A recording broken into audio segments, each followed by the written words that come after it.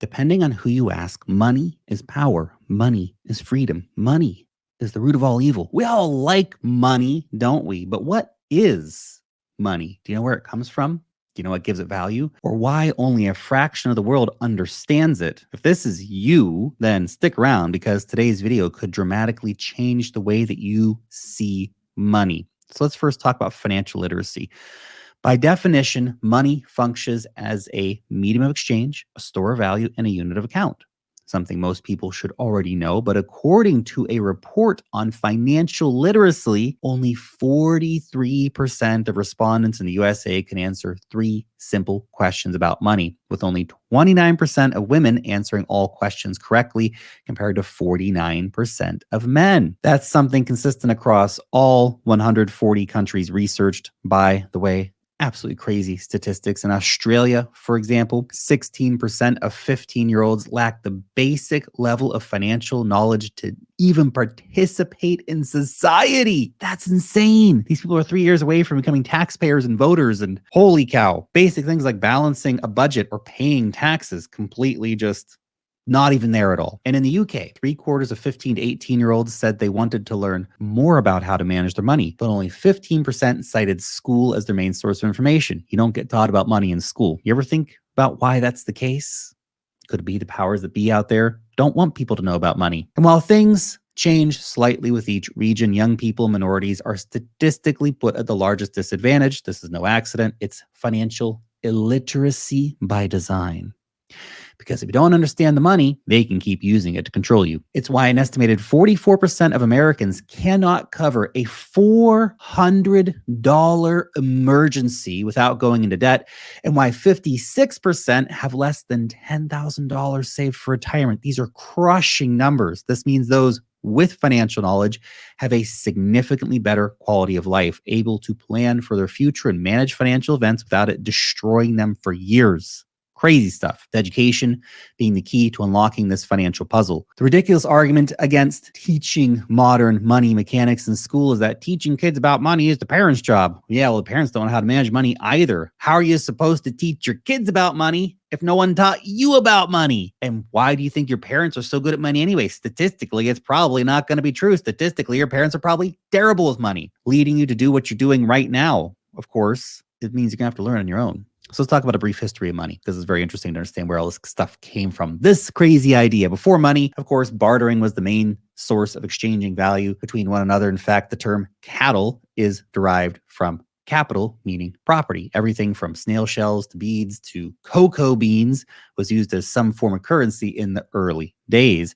Certain tribes in Africa, for example, were some of the first to use precious metals as a form of money, giving birth to the term hard money, a currency made up or directly backed by a valuable commodity like silver or gold. Well, the Inca, they built their entire empire without any money at all. Crazy to think, right? Goods needed for everyday life were provided by the state. Man, to be a fly on that culture's wall, I tell you, maybe then we'd know the truth about why some of these cultures seem to disappear overnight, like the Mayans. I know, thinking the Mayans, different cultures, all right? I get it, but still interesting, right? Anyway, before we continue, I wanted to take a quick moment to let you know about the Wealth Mastery newsletter, your weekly guide to the cryptocurrency markets. Our readers love it. I'm sure you will too. And here's the reason why, because every single week, my team of researchers and I, we've got your back, not just to stay ahead of the curve, okay, but also to help save your time by finding you the latest and the greatest insights happening in the market. Altcoins, meme coins, DeFi, airdrops, charts, and much, much more. In the last 6 months alone, we've had, well, 5 figures in airdrops. It's been pretty crazy. You can join our 135,000 plus weekly readers for free. Link in the description or the pinned comment over on X. Check it out. Thank you. Now, back to the money conversation. Now, the first money ever issued, coins back in the day, wasn't actually until the 7th century BC, so a very, very long time ago. And he used a combination of gold and silver to create the first coins. He used something known as electrum. Now, the mint word actually even comes from ancient Roman temples, which were used to create some of those first coins. Now, anyway, fast forward a bit, money stayed like that for quite a while. And due to a shortage of copper, eventually in the 9th century, paper money was actually issued out for the first time in China, 7 centuries before the idea actually got adopted in Europe. Then fast forward a bit, 1500s come around, the Spanish came up with the idea to create the first global currency, which kind of gave birth to this fiat stuff happening. Then you fast forward a bit more to the US Civil War to find the type of money most related to what exists in society today. The issuance of the greenback, a name based on the color and backing of the US government, right? The US dollar.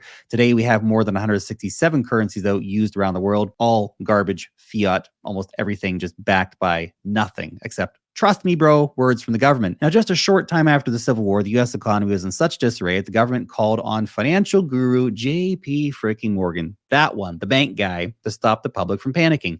He completed this mission by locking a bunch of New York financiers in his private library, refusing to let them leave until each promised to shell out $25 million to back the bank's deposits. What a guy. Anyway, this triggered the government to then begin brainstorming on how they could avoid the next financial panic. Looking at the outline of financial systems in Europe, J.P. Morgan and his goons formulated the largest crime against the American people in the history of the country. Oh, we're going deep here, guys. Don't worry.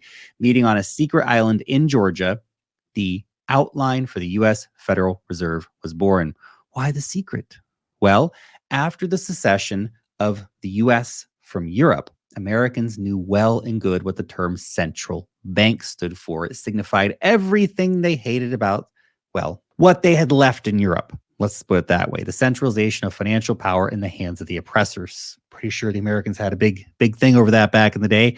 Anyway, just look at this cartoon from that period to see how much mistrust and hate that Americans had for bankers. The good old days. Now everyone just kind of passively accepts their chains. Anyway, to get around this public distaste, the syndicate of bankers masked their true intentions by creating lots of small banks. Spread them out across the country. Don't worry, they're just little banks, guys. They're not big banks like a JP Morgan bank. After that, we saw what continued really for several years with the debate around the role of banks in society. The worst U.S. president in history, by the way, Woodrow Wilson, signed the Federal Reserve Act into law, which, funny enough, made the current financial crisis, the Great Depression, even worse.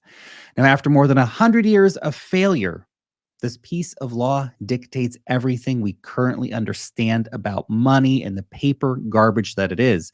It gives complete and absolute power of our money, the global reserve currency, actually, to a small group of the cabal, scumbags that serve the board members of the Fed. And what do they do with this power? Whatever they want. Simply flooded the system with money. Yes, we did. That's another way to think about it. Where does it come from? Do you just print it? We print it digitally. So we as a central bank, we have the ability to create money digitally, and we do that by buying treasury bills or bonds or other government guaranteed securities, and that actually increases the money supply. We also print actual currency, and we distribute that through the Federal Reserve banks. But hey, at least it doesn't look like the Bond Villa meetups used to, okay? Kind of, sort of, does a bit, doesn't it? Anyway, but to understand what these central banks actually do, take a quick listen to one of the greatest breakdowns of central banking ever recorded. Seriously, have a listen. It is my opinion that you do not really understand the concept of banking. All the banks are broke. Bank Santander, Deutsche Bank, Royal Bank of Scotland, they're all broke. And why are they broke? It isn't an act of God. It isn't some sort of tsunami. They're broke because we have a system called fractional reserve banking, which means that banks can lend money that they don't actually have.